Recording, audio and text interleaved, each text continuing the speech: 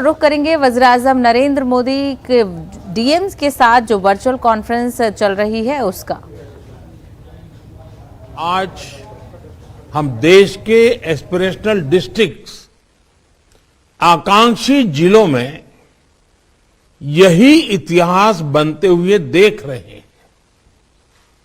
मुझे याद है 2018 में ये अभियान शुरू हुआ था तो मैंने कहा था कि जो इलाके दशकों से विकास से वंचित हैं, उनमें लोगों की सेवा करने का अवसर ये अपने आप में बहुत बड़ा सौभाग्य है।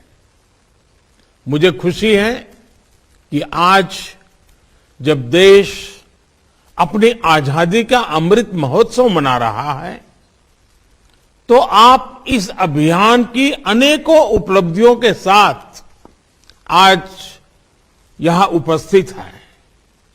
मैं आप सभी को आपकी सफलता के लिए बधाई देता हूं, आपके नए लक्ष्यों के लिए शुभकामनाएं देता हूं। फिलहाल रुकेंगे एक छोटे से ब्रेक के लिए, जल्द लौटेंगे।